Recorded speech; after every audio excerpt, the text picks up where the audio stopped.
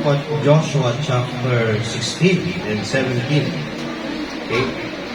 So, these chapters, the reason why pinunbayin natin ito dahil this chapter speaks of one subject, no? And that is the subject of Joseph's inheritance. Okay, so as we still at the point of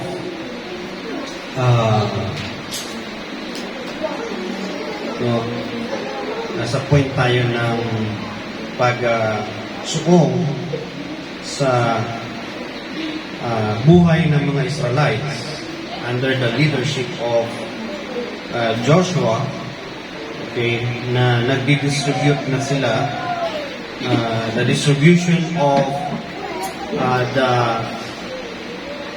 land, no, for each tribe, no, except for the tribe of Levites. Okay, so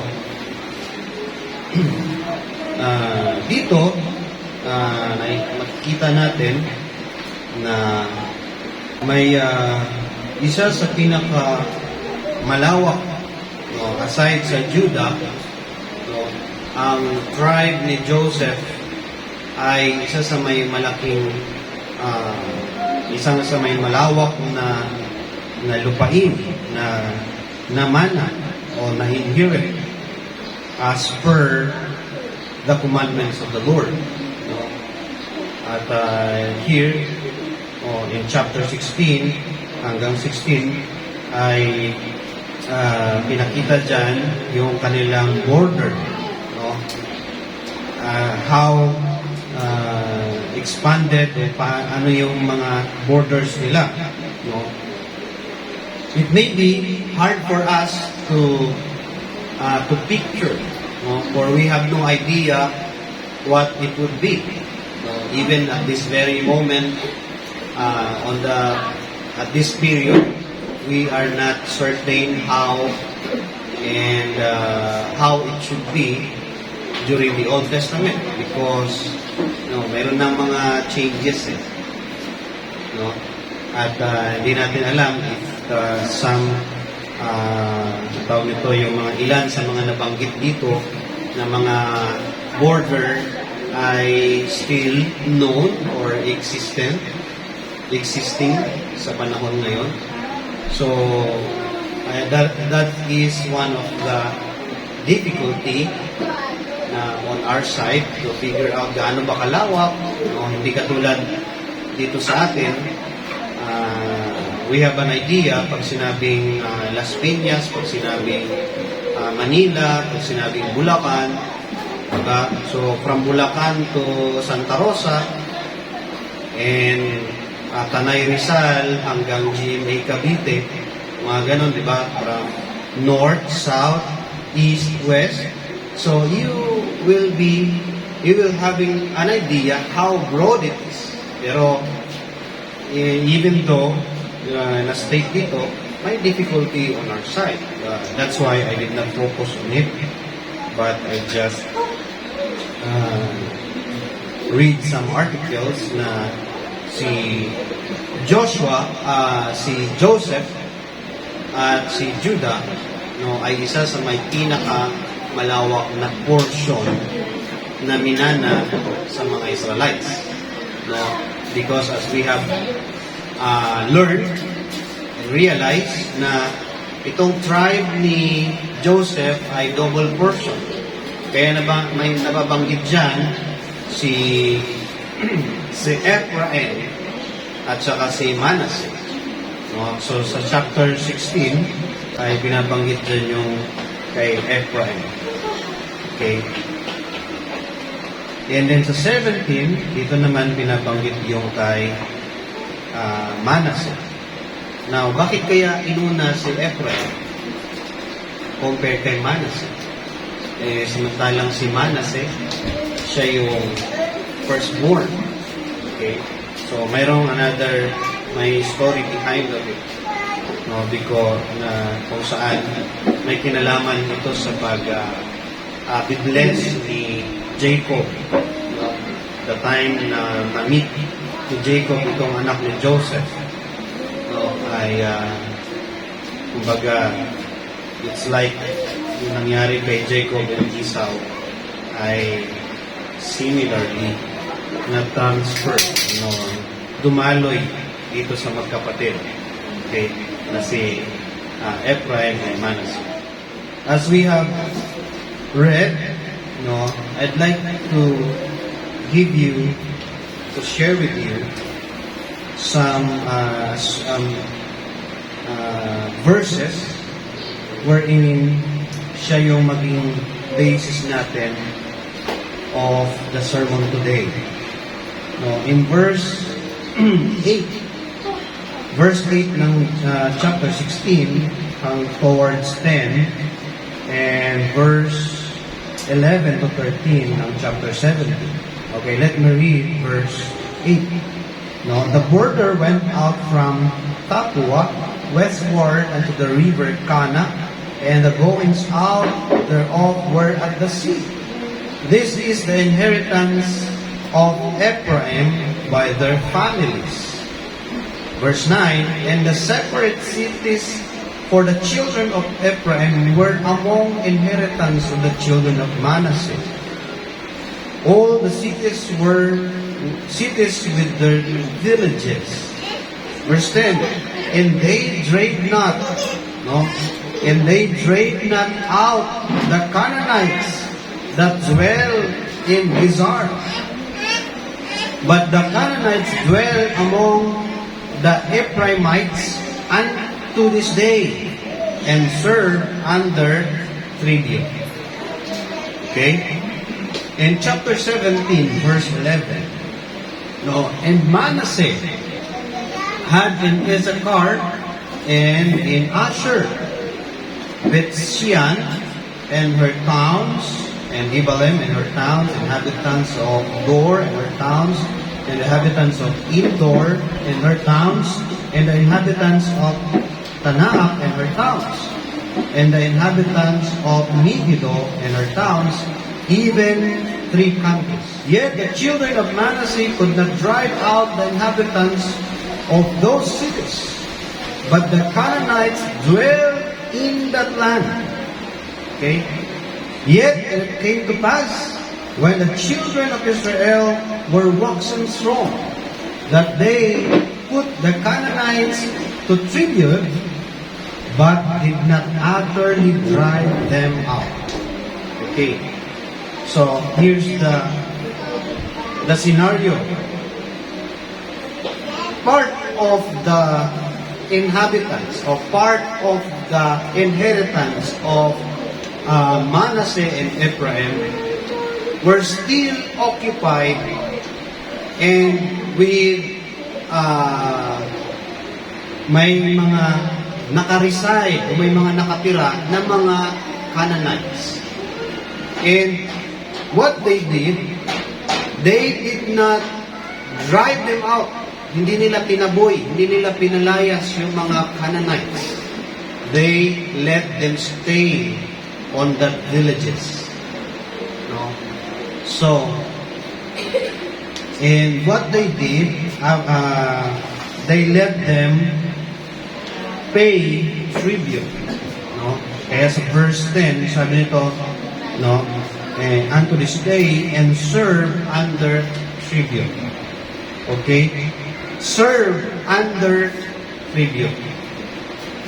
So these Canaanites live there, allow them to have the life, no, nabubuhay sila doon, okay, normal yung buhay nila, but not as normal like before. This time, the changes, what changed to them is that they, as Canaanites, they are paying tributes for the Israelites, or for the Ephraimites, or the sa mga, I don't know, Manassemites ba yan? Okay? So, In short, they were paying tribute. They were serving under tribute. Okay? Now, let me share with you the meaning of tribute. Now, tribute is something given or contributed voluntarily as due or deserved. Okay? It is a gift of service showing respect, gratitude, or affection. No? Or something as material evidence or a form attestation that indicates the worth, virtue, or effectiveness to the one in question. And another meaning, a payment by one ruler or nation to another in acknowledgement of submission or as the price of protection. So, where it falls, no, saan bumabagsak yung konteksto na to, that Canaanites served under tribute. No? It falls to the last part, no? If that a payment by one ruler or nation to another in acknowledgement of submission or as the price of protection. No? So, these Canaanites served under tribute to the Israelites, no, in payment of their protection, in payment of allowing them to live their life. That was change, no? Yan yung nagbago sa kanilang dating pamumuhay, no? O maybe no, sa kanilang buhay nung wala pa yung mga Israelites, they have tributes o meron din silang mga taxes to their own government. But this time, they are paying taxes or tribute to Israelites. The one that ruled, the one that's superior to them. In exchange of not driving them out of their land. Tama? Kapalit ng kanilang pananatili doon sa lupain kung saan sila nakatira at kapalit ng kanilang kaligtasan kasi pwede silang i-wipe out, pwede silang patayin, pwede silang itaboy. Because that is what the commandment of God, to drive them out, to push them away. So, no, it is early to say, no, that this kind of setup will jeopardize their safety or their the objective. No, kung bakit ba, why is it necessary for the enemies of God, no, to be driven away from the land, from the inheritance that God given. These Ephraimites and this tribe of Joseph, no, seems, no, not cautious enough for allowing their enemies to live with them and giving them or just allowing them to pay tributes. Okay? Hindi natin alam kung walang linaw o hindi pa siya sa chapter na ito, hindi natin makikita ang sagot, no, kung ito ba ay God's will o kasi makikita ulit natin, no, there is no consultation, there is no confirmation about the decision whether the Canaanites should stay with them or pay tribute. No? Kasi hindi siya katulad ng mga Gibeonites. Nakita niyo yung mga, do you remember the Gibeonites? na naging allies ng mga Israelites. No? At first, they were nandisig sila, but nakita doon na merong ano ang Panginoon sa kanila, mga kalooban. But this time, hindi natin makikita sa chapter na ito. Maybe in the future, doon natin siya masisipin. But let's learn and let us meditate something about serve under privilege. Okay? In Romans chapter 13, no, let us read Romans chapter 13, verse 7. Sabi dito, render therefore to all their Jews tribute to whom tribute is due, custom to whom custom, fear to whom fear, and honor to whom honor. Okay? So, this is a principle, or this is a law, no, that God given, no, sa mga anak ng Diyos, no. Render therefore to all their Jews tribute to whom tribute is due. Okay? Don't you know that even the Lord, no, even the Lord honored, no, and kumbaga meron siyang regard, no, even the Lord Jesus Christ regard pertaining tribute. Ang Panginoon ay nire-regard na rin yung tribute. Okay? And I have a question. Okay? Why someone should give tribute to somebody? Ang tanong kasi, bakit ang isang tao ay dapat magbigay o dapat mag-tribute sa ibang tao, sa iba? Or like tayo, sa government. No? What are the reasons? No? People should render tribute. No? Ano ba ang mga dahilan? Bakit ang isang tao ay o ang mga tao ay dapat mag-render ng kanilang tribute? Okay. What are the reasons? And why should someone pay tribute?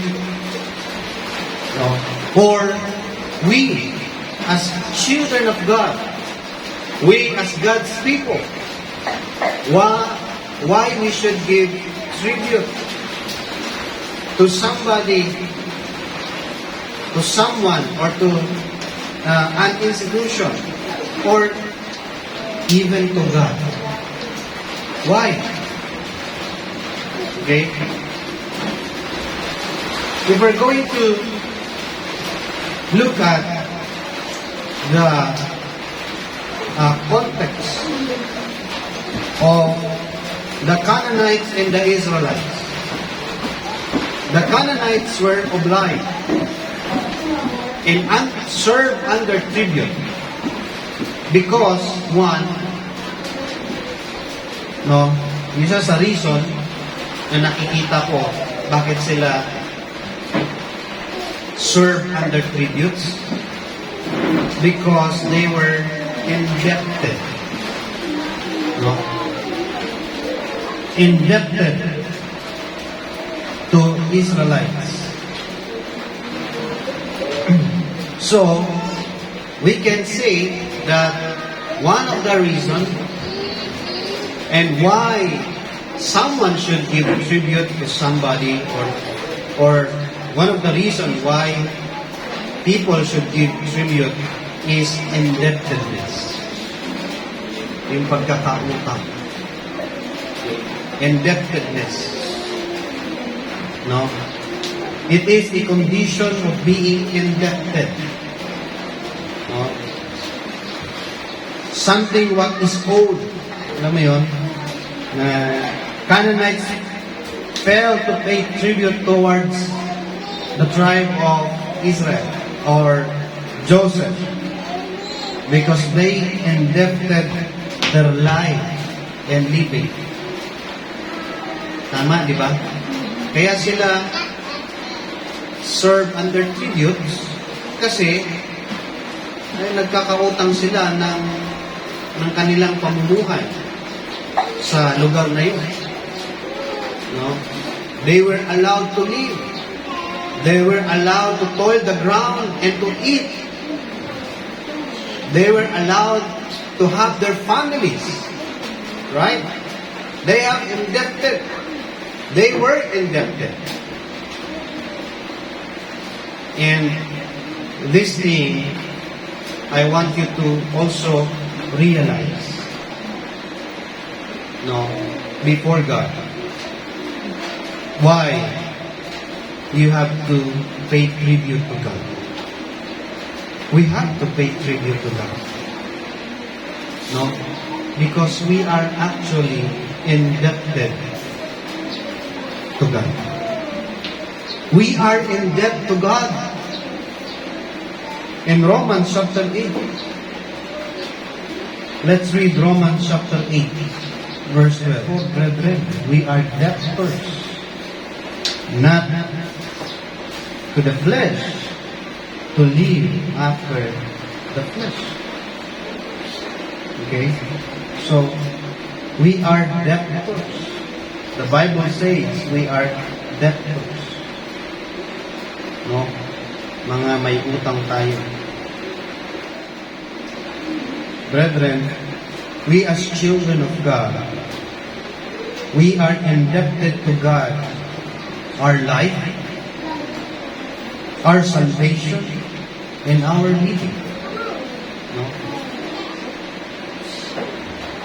The Lord deserved to receive tribute of service from us. No? Because we are under or serve under tribute unto our God. No? We are debtors unto God. Tayo ay may utang sa Panginoon. The life we have was just lent to us. No? Yung buhay natin dito, pahiram lang ng Panginoon yan. It's not as our own. It's not our property. It is not our creation. It is God's creation. It is lent to us. It is indebted to us. We are indeed debtors to God. We are entrusted by Him. Diba? If you are debtors, if you are indebted, o kapag ikaw ay you were lent, kapag ikaw ay pinakutang ng pera, no, ng malaking halaga, what would you do? Ulit. No, pinakutang ka ng pera ng isang bangko. Okay? Hindi mo hiningi. It was offered to you. It was given to you. But it is lent out. Entrusted. Anong gagawin mo? Are you going to waste it? Are you going to spend it for your pleasure alone?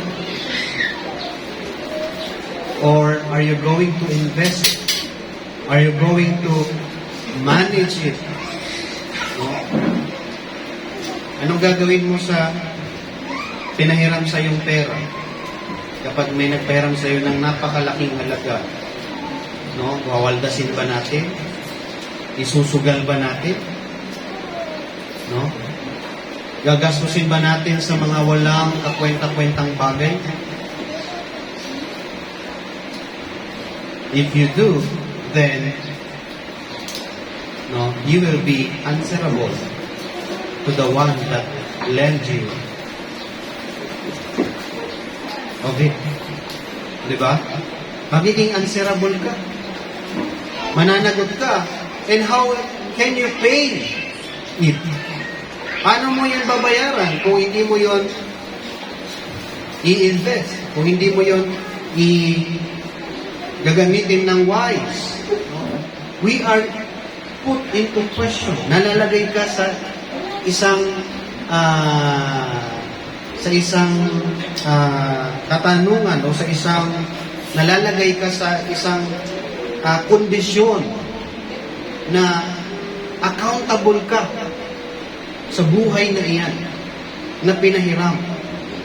No? You are accountable of it. You are not accountable to yourself. Even though you have that life now, you are not accountable to yourself. You are accountable to the one who gave it. You are accountable to God. And that is the reason why we're in question about it. Kaya nga, di ba, mayroong nag-audit, may nag-evaluate. How do you use the money I gave to you? You were put into question of management. Di ba? I-audit ka, yung 10,000, pinangbili mo lang ng bisyo. Yung 10, yung another 1,000, yun lang yung binigay mo sa church. Yun lang yung tinulong mo sa church, pero 10 milyon yung binigay mo sa iyo. The rest of it, 90%, ginamit mo sa bisyo. Ginamit mo sa kalayawan. Only 1% o only 1,000 ang binigay mo o tinulong mo para sa ministry. We were in question. No? And there, the essence of tribute nandoon siya. Because you are indebted. The tribute, no, ay kumbaga yung sukli, yung balik, no, yung pagbabalik mo sa tiwalang ipinagkaloob sa iyo, sa opportunity na binigay sa iyo, ay dapat ano? Dapat katapatan. Dapat respect. Dapat honor. That is the essence of it. No? Serve under tributes. And one of the reasons why someone or people should pay tribute to somebody is because number one, indebtedness. Isa sa dahilan kung bakit we were obliged or we were required to pay tribute because of indebtedness. May pagkakautang tayo. Okay. And utang natin ang buhay natin sa Panginoon. Yes, we did not ask of it. And so, we are going to blame God because God gave you a life and you even don't ask of it. Are you that fool to blame God? Lord, binigyan mo ako ng buhay, tapos ngayon, hanapan mo ako ng magandang result. Kasalanan mo yun, Lord. Are we that fool to blame God of giving us voluntarily, for lending us this life voluntarily, for lending us this life in His own pleasure? Because He loves you unconditionally, is it the way you tribute God? It is the way you pay back the Lord's goodness? No? Are we, sabi nga sa Proverbs, di ba? What shall I render unto the Lord for all His benefits toward me? Is this a time of return back or rendering back to God? No, blaming God that giving you this life and then requiring you to be good in His sight. No? Or edifying you or enabling you to do the good thing, to do what is holy, to do what is acceptable. No? And do you think God is fool to require you of doing something and God did not enable you to do it? When God required us something, He enabled us first. The Lord enabled us first.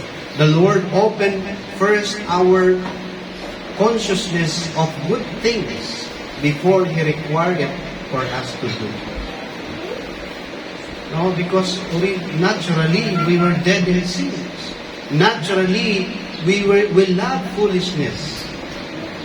But when He required righteousness to you, the Lord opened your eyes first. The Lord opened your heart first. The Lord changed your heart first. And so, from then on, the Lord required you. The Lord edified you by His words, by the providence. No? Alam niyo, ang Panginoon works differently. In the only objective of God for us that we should live righteously before His eyes. Even we were in trouble, even we were in hard times, God gave all of those things for us to turn to be good people, to trust His grace. Meron akong pa-sharing last night. And when in our sharing, we realized that even obligations in life, no, spiritual or godly obligations are good for us. When you were occupied of obligations, no, godly obligations, it is the means of God, it is the way of God to save you from sinning. No? Na-realize namin na kapag ikaw pala ay binigyan ng obligasyon ng Panginoon sa kanyang glory, sa kanyang ministry, sa church, sa family, sa trabaho, sa anything that you are obligated to do the right thing, it is the way of God to save you from sinning. How can you sin when you were occupied doing the right thing? Right? Paano ka magkakasala? Busy ka sa paggawa sa obligasyon mo. You know what? Sin comes in idleness. Alam niyo kung bakit si David nagkasala? Kasi nagpahinga siya sa panahon ng trabaho. Sa panahon na nagigera ang mga sundalo niya, nag-relax siya. At sa kanyang pagre-relax, nakita niya si Bathsheba. At nagkaroon siya ng puwang para i-meditate ang kalaswaan niya. Tama? Do you think even he is a servant of God, he has no capability committing sin? And that is who we are. All of us were capable of doing sin. Even your pastor, even you are groomed in a godly family, even bata ka pa lang, nurtured ka na sa Word of God, you are capable of doing sin. Especially if you are lazy. Especially if you are uncommitted to do the right thing or to do the will of God. You have so much potential. No, if you are unwilling to labor, if you are unwilling to receive responsibilities, if you're unwilling to take over or to have duties and responsibilities for the glory of God, if you are skeptic to it, talagang ano ka, malaki ang potential na magkakaroon ng puwang ang kasalanan sa'yo, sa atin. Right?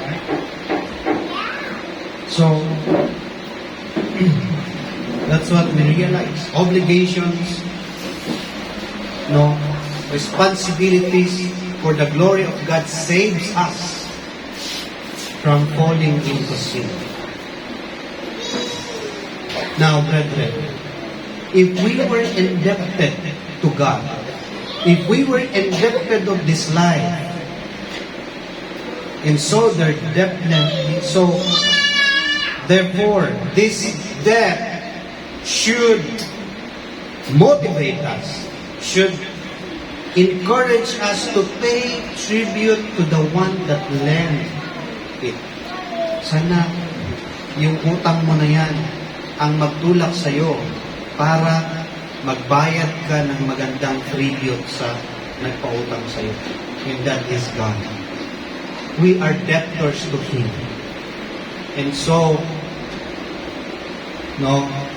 our life, our salvation, our living, the Lord deserves to receive tribute of faithfulness to us. Sabi ng Panginoon, present your bodies, a living sacrifice, holy and acceptable unto God. The presentation of your body, to preserve it away from sin, it is a kind of tribute to God. Lord, I'd like this body to be used and preserved for your glory. I will abstain from sin, from the appearance of sin, or from the appearance of evil. Your worship to God. The assembly.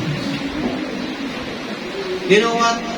When you come to assembly, this is another way of saving you from committing sin. Kaya nga, as much as possible, I really encourage, although depende sa sitwasyon, but we are blessed that we were allowed, we can keep the assembly. Because we were saved from, worries. We are saved from, pag nasa bahay ka, kung ano-ano mga naiisip mo, kung wala ka hindi ka magpupunta sa simbahan, kung ano-ano naiisipin mo. Okay? And to the point, you are sinning. But because you choose to obey God, you choose to obey the commandment of not forsaking the assembly, you were saved. Kahit man lang yung oras na to, nakaligtas ka sa mga kung ano-anong kasalanan na pwedeng pumasok sa isip mo. As I told you, I share you that during nung time na nasa Bulacan ako, yung trabaho ko from Green Hills tsaka Bulacan, prayer meeting is 7 o'clock. Nag-out ako ng 5 o'clock or 5:30. Maulan, matraffic, nakamotor ako papunta ng every prayer meeting, madalo. Kahit maulan. At some point, dumarating ako doon sa prayer meeting Talagang tapos na yung prayer meeting. O prayer na lang. Amin na lang yung inabutan ko. But you know what? When I realized that routine, I thank God because the Lord saved me from sinning. Because my mind, my body was occupied o nakaset yung mind ko to go there. Nagdadrive ako papunta doon. Instead of staying home, watching whatever it is, lead me to sin. That's why, brethren, do not afraid of responsibilities to the glory of God. Don't be skeptic of it. Think of these things as your salvation. Think of these things as your preservation. When you endure of responsibilities to provide for your families in a right way, to sacrifice the portion of your income or your labor for the glory of God, it is your salvation from sinning. It is your salvation from displeasing God. But rather, it is giving glory to your debtors. To our glory to the one we're in debt to. Kung kanino tayo nagkautang. Diba? Magpapasalamat. Magbaba. Actually, we cannot pay God of this life. We can pay Him. How much you can pay to God? Because He indebted you with your life. Diba? Pag may nagpautang sa'yo ng 10 milyon, kahit siguro basurero ka, may pag-asa ka pa na bayaran yun. Bigla kang yumaman. Diba? Biglang may nahulog sa'yo na pera, bilyon. Saglit mo lang bayaran yun. May chance ka pa eh. Pero dito sa buhay na binigay ng Panginoon sa atin, we have no enough. Even our life is not enough to pay for that chance. Kaya nga, di ba? Christ died for us. Lalo na yun. When Christ died for us, we have that eternal life, that salvation. How can you pay it? But at least you can give tribute. Thank God that He gave us way to tribute Him, to give Him the honor and glory. No? Brethren, realize that we were saved under tribute because we were indebted to God. No? We were indebted to Him. And what we can do to pay tribute unto Him, it's not a payment of our debt, actually. It is giving Him the honor. No? And that is while we are living. No? Habang nabubuhay tayo, ay tinatanaw natin yan na pagkakautang sa Panginoon. No? Present your bodies, worship Him. So, as I've seen, that's one of the reasons why people should pay tribute to God. Because they were indebted to Him. Katulad ng mga Canaanites na hindi itinaboy ng mga Israelites doon sa kanilang inheritance. They paid tribute to the Israelites, no? Kasi they were saved, they were spared, they were allowed to live. And that is a one way to honor Israelites. Ganun din tayo sa Panginoon. The Lord allow us to live. No? The Lord save us unconditionally. Hindi nga hiningi yung consent natin eh. Diba? Hindi nga hiningi yung opinion natin. The Lord save us. The Lord gave us life. So much. Talagang sobra-sobrang pagkakautang. Hindi kayang bayaran. Pero at least mabigyan man lang natin ng kagalakan ng Panginoon. Mapakita natin na, Lord, I am it is word that you gave me life.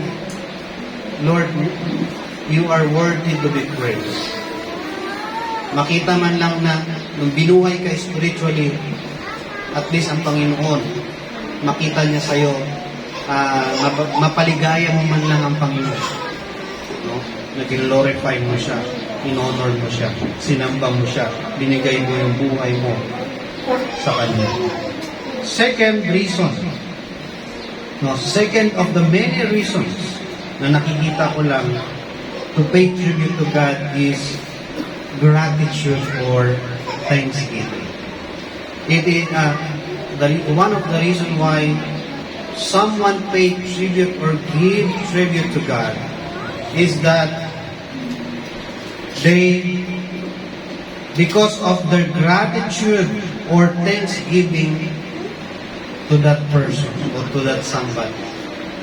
Hindi lang dahil may pagkakautang sila, kundi they feel the gratitude. Alam yung gratitude, yung pang kagandahan loob or pagpapasalamat. No? Sabi nga ng Bible, in everything, give thanks. No? Why you give thanks? Because you were in gratitude to all goodness of God. No, hindi ka lang pinahiram ng buhay eh. O sige, hiramin kita ng buhay, bahala ka sa buhay mo. Right? When God gave life, He laid down all what the needs of it. Parang si Adam. Before Adam was created, the Lord prepared everything. The food, the animals, the air, the land, the shelter. No? Binigay niya eh. Enough for him to live and enjoy his life. Hindi lang yun. When the Lord saw Adam lonely, He gave him a partner. No, can you imagine the Lord thought about you? The Lord think of what makes you happy. Diba? Alam ng Panginoon, masaya ka na magkakaroon ka ng asawa. Binigyan ka ng asawa. Alam ng Panginoon, sasaya ka pag binigyan ka ng anak. Binigyan ka ng anak. Alam ng Panginoon na mapoproteksyonan ka pag binigyan ka ng bahay. Binigyan ka ng bahay, kahit rental yan. The Lord did not allow you to live on streets. No? Or even God allow you still. The Lord thought about you. And that should be enough. That reality, that realization should lead you to pay tribute to God.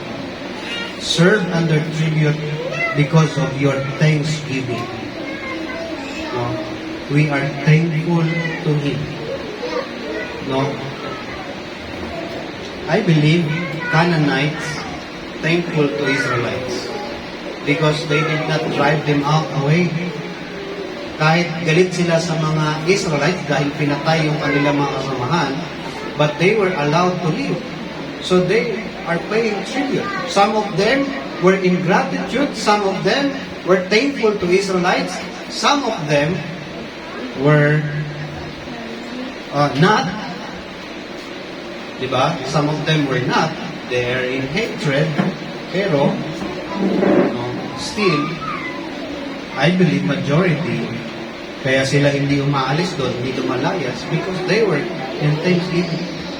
Ganon din tayo mga kapatid eh.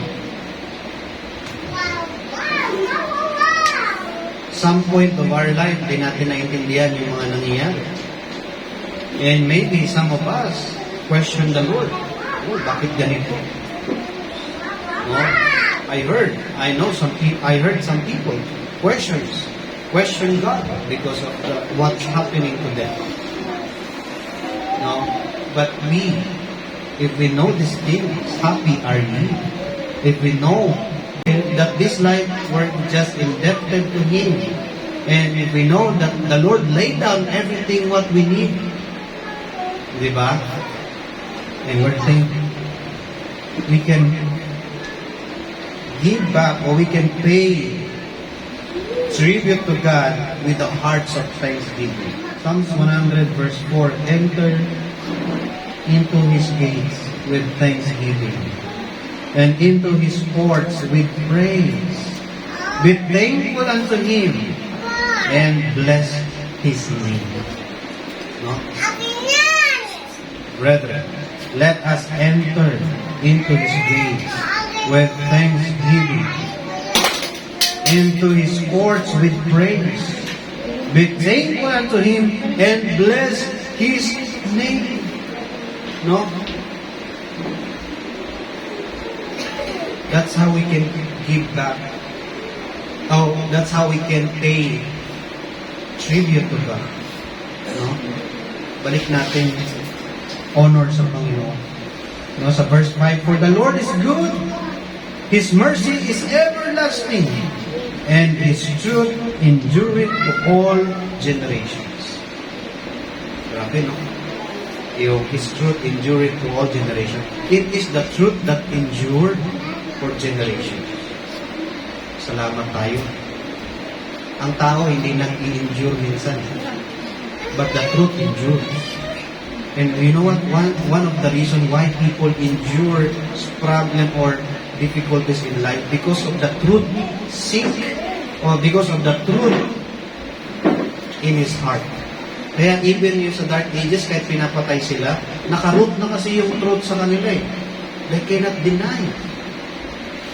And so therefore, truth is valuable than life, than temporal life. Anyway, life can continue after this physical life. So, but the truth endured in generations. And you have, if you know the truths we have today, you will realize how good the Lord is, because He does not allow the truth to be fade away. Kaya pala sabi ng Panginoon, no, heaven and earth shall pass away, but my truth shall not pass away. No? So, kaya nga ito, banggitin na natin yung verse 2 ng 100. Serve the Lord with gladness. Come before His presence with singing. Knowing that the Lord is good, it is He hath made us, and not we ourselves. We are His people, and the sheep of His pasture. Ganda pala. God deserves to be tributed with thanksgiving, with a thankful heart, not a grudging heart, no, not with a unthankful heart, no. 107 ng Psalms. Meron pa dito, 107 verse 22. No, sabi dito, and let them sacrifice the sacrifice of thanksgiving, and declare His works with rejoicing. No, hindi lang thanksgiving, but a sacrifice of thanksgiving. No, sometimes hindi lahat masarap, hindi lahat comfort. May sacrifice. We have to sacrifice for the Lord's sake if it is required. When God required to do things with sacrifice for the sake of His glory, let's do it. That's how we can pay tribute to Him, as we owe this life from Him. No? God deserves it. 2 Corinthians chapter 9 verse 11. Being enriched in everything to all bountifulness, which causeth through us thanksgiving to God. Kaya nga pag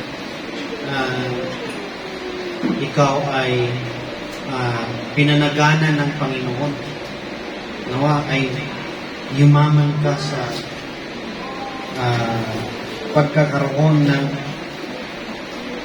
mapagpasalamat, yung kasaganahan na binigay sa iyo ng Panginoon ay magbudyok sa iyo ng pagpapasalamat sa Diyos. Hindi magdulot sa iyo ng paglayo at pagbaliwala sa provision ng Panginoon o pagbaliwala sa mga kalooban ng Panginoon. Don't you know that sometimes comfort bring us away to God? Because of comfort, no, our mind occupied of pleasures. Punta dito, punta doon, makalimutan na yung para sa Panginoon. This is not the way to pay tribute to God. The way to pay tribute to God or to serve under tribute to God is when you were in bountifulness, you must be filled with thanksgiving to God. Ipagpasalamat mo sa Panginoon that make yourself ready to serve. No? Gawin mo handa ang iyong sarili lagi sa pagsamba sa Panginoon. No? What else? Let us sacrifice unto the Lord with the voice of thanksgiving. Okay? It is not just by words, but it is the voice of action. Action speaks louder than words. Actions voice louder than words. Action sounds louder than words. No? Yung sacrifice mo sa Panginoon, no, is a form of thanksgiving unto Him. Is a form of thanksgiving that you are saved by the Lord. Saved by grace. No? Iligtas tayo sa biyaya eh. Wala naman tayo kayang gawin, save natin sarili natin. Hindi natin kayang iligtas yung sarili natin. And sacrifices, kung kinakailangan, magsakripisyo tayo. Kung kinakailangan, kung yung pagdalo sa simbahan ay isang uri ng sakripisyo, then do it. If to you, attending the church is sacrifice, do it. Dalawa kasi yan eh. Sacrifice and enjoyment. Sacrifice. May mga times na ang pagdalo sa simbahan ay sakripisyo. May mga times naman ang pagdalo sa simbahan, exciting, joy. No, para kang uhaw ng uhaw. No? Basta importante, dumalo ka, sumamba ka. Whether you are in sacrifice or you are in pleasure doing it. No? Just make sure you do it for the Lord. Like Jonah. No? Itong chapter na to, no? Na-realize ni Jonah, nag-pray siya nito sa belly, nandoon siya sa loob ng tiyan ng balyena. Kaya sabi niya, Lord, niligtas mo ko, no? I will sacrifice. No? And this is the form of my thanksgiving. And I will pay, and I will give tribute unto thee in sacrifice as a form of my thanksgiving. No? And another thing, aside of the reason why people give tribute or serve under tribute, no, is indebtedness, gratitude or thanksgiving, and last of the men, and the third, no, pangatlo sa mga nakita ko, no, among many reasons, ay yung hoping for payday. Bakit ka nagpipay ng tribute sa Panginoon? Or even for somebody? Why you pay tribute? That you are hoping favor in return. Diba? Bakit ba tayo nagbabayad ng tax? Maasa ng, but in reality, you can hope for return. The government were put into question or responsible, no, in return favor for the people. Diba? The police should protect the people. The Department of Health should take care of our yung pangkalusugan. Yung sa mga DPWH, dapat sila ang ibalik nila ang kalsada sa gobyerno sa mga tao. Diba? That's the reason why we pay our tax as people. How about to God? No? It is not sin to expect favor in return when you honor and pay tribute to God. Yan ang sabi ng Panginoon. It is God who challenge us. Diba? Malakay chapter 3, ang sabi niya. No? What he says in Malakay chapter 3, verse 6. No? Basta sa Malakay chapter 3, ang sabi niya doon, and prove me now herewith. Subukan niyo ako. So, diyan makikita na when you are in obedience, or when you honor or give tribute to God, no, you're hoping favor in return. Ruth chose to serve God, choose to serve the God of Israel. Diba? Si Ruth, piniling niyang paglingkuran ang Diyos ng Israel. Despite na yung mother-in-law niya telling her to go back on your people, wala na yung asawa mo, patay na. Tapos wala na rin akong anak na pwedeng mag-take over sa'yo. Anong sabi ni Naomi sa kanya? Balik ka na sa pamilya mo. Balik ka na doon sa lugar nyo. But you know what? Sabi ni Ruth, kung saan ka pupunta ay doon ako. Kung sino ang tao mo, yun ang tao ko. At kung sino ang Diyos mo, yun ang Diyos ko. You know what, Ruth? Choose the God of Israel, hoping for favor. No? Ruth chapter 2.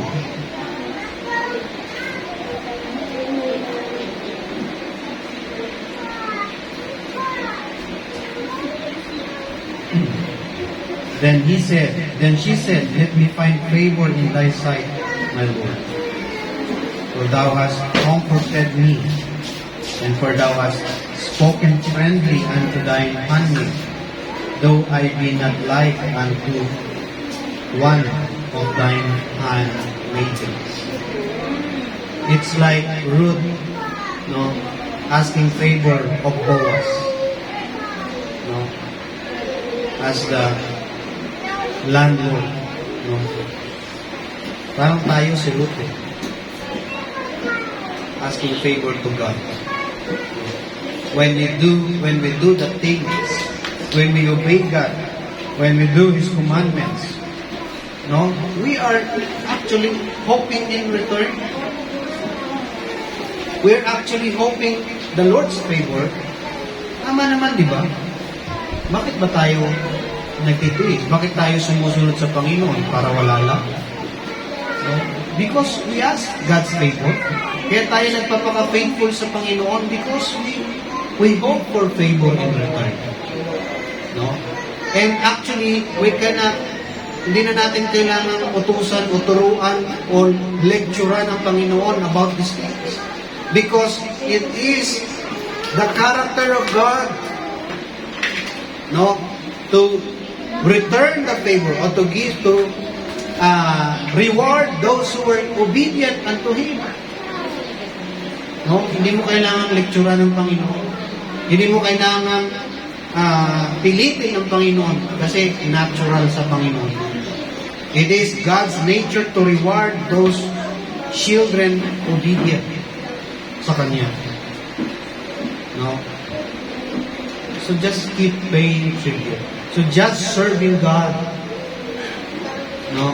Just keep doing tribute unto Him. No? Another example si Esther. No? In Esther chapter 5, verse 2 hanggang 8. Tapos Esther 7, verse 3. Esther chapter 8, verse 5. No? Si Esther ay hoping favor to the king. Diba? Kaya siya, si Esther ay lumalapit sa king. Bakit ginagawa niya what pleases to the king? Because she is hoping favor in return. No? At makikita natin, nalalagay sa kapahamakan ang kanyang lahi. No? And she dared to do the right thing. No? Even the extraordinary thing ginawa niya. Even yung kinakatakutan ng marami ginawa niya. Just to have the favor. No? Because she believes that it is the right thing to do it. So ginawa niya, hoping for favor. No, brethren, in this life, as Christians in this world, there are extraordinary way or things na kailangan natin gawin. Hindi normal sa mga tao. No? Hindi normal. Sa mundo, ito ang normal nila, ganito, ganyan. Pero kailangan mong gawin yung hindi normal sa kanilang paningin just to have the favor of God. Okay? Kasi yan ang sabi ng Panginoon, maging separate tayo. We should not conform to this world, but be separate, said the Lord. Because we hope favor in return. No? We serve God. We serve to God hoping for favor. We give tribute to Him for favor. Okay? Huwag natin sabihin na, wala naman akong hinihinging kapalit sa Panginoon. It's not true. No? We are expecting something in return favor to God. When we help somebody, when we do good things to someone, we are taught not to ask in return. When we do the right thing to someone, hindi natin siya hinihinga ng bayad. Because the favor we expect is from the Lord. Okay? That's what we hope. No? We hope for favor. Now, in conclusion, brethren, no, why people serve under tribute, why people pay tribute to somebody, and why we as children of God pay tribute to God, and why we serve under tribute before God. Because we are indebted to Him. Because of our thanksgiving or ingratitude towards God. And because we hope favor in return. No? There are more reasons. No? Plenty of reasons. No? But whatever the reasons, no? Kahit ano pa mang reason yan, no? To give tribute to somebody or to God, we as the children of God, we should have a godly objective, a Bible-based or according to the words of God, mga objective na yan in rendering our tributes to our God. Bring the best tribute to God. Present your bodies a living sacrifice. Keep the Lord's commandment, di ba? If any man love me, keep my words. It is he that loveth me, keepeth my words. Ano pa? Love the church as Christ loves. Ito yung mga mahalin mo ang simbahan. Kasi mahal ito ng Panginoon. Kaya it is hard to let the house of God in waste. Naalala niyo sa Malakay, nagalit ang Panginoon sa mga tao. Kasi ang gaganda ng bahay nila, pero ang templo ay napabayaan. No? That's why we should not let the house of God in waste. Let us labor that the house of God be attended. No? Kaya nga, when I saw someone volunteer and sacrifice to do the things for the church, no? I believe hindi siya nalugi sa Panginoon. She may not hear praises from man, but God return the favor. When you are doing something for the church, for the house of God, have a godly objective. Let us not expect praises from men, but have the favor of God. No? That's the godly objective. Some people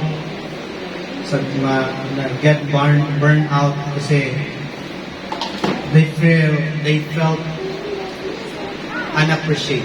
No? Hindi sila na-appreciate.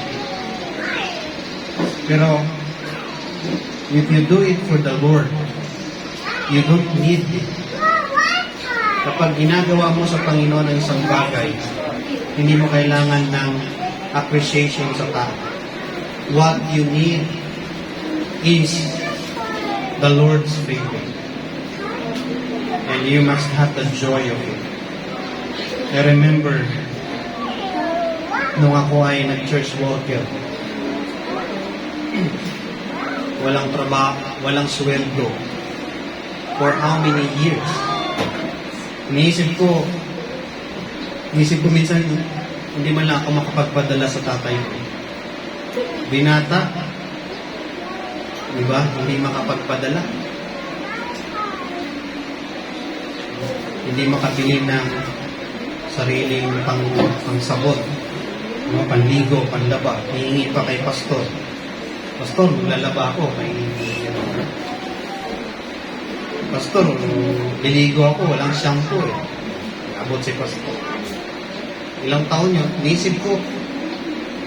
Pero, ganun ang church worker noon. Yan ang idea ko noon sa church worker.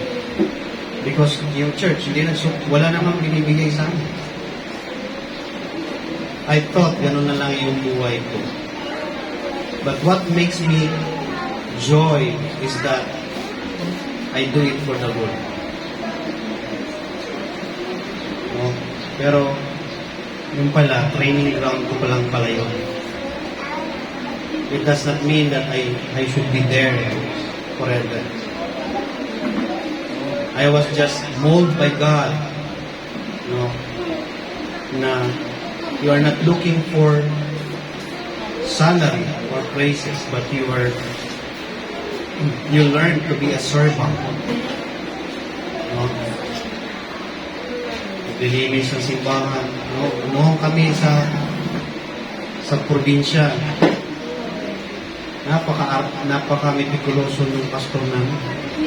Yung malikabok, yung mga upuan dapat malinis. Binubunot pa namin yung floor. Talagang halos madulas na yung Sabado pa lang nagpapawis na kami. Diba? Alam mo yung may kanta dyan, di ba? Yung pag nagbubunot ka. Nakaranas ba kayong magbunot?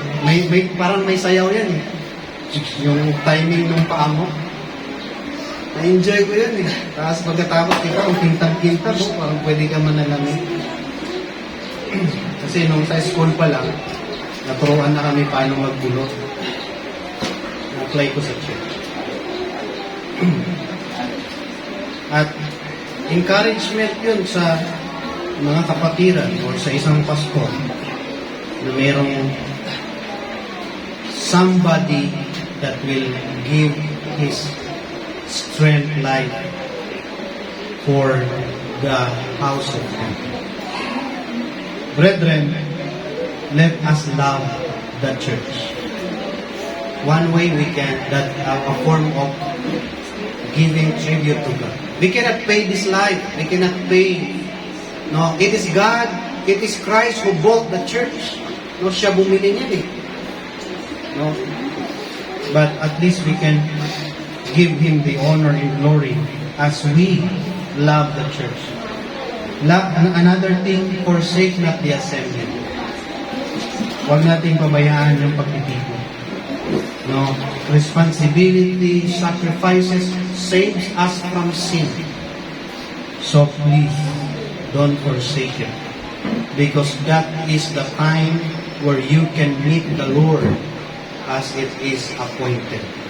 When it is appointed, it means that God is sitting here. No, He is ready to hear us, to meet us. Because that's what the brethren agree. That is agree in earth, also agree in heaven. Diba? Sabi ng Bible, whatsoever thou shalt bind on earth shall be bind in heaven. The church, nagkasundo ang simbahan na magsamba ng linggo, nagkasundo ang simbahan na magsamba ng Sabado, binded yun sa heaven. Yung sabi ng Bible. Then last, 5, give a cheerful giving. When you give what is due for the Lord's work, bigay mo yan ng may galak.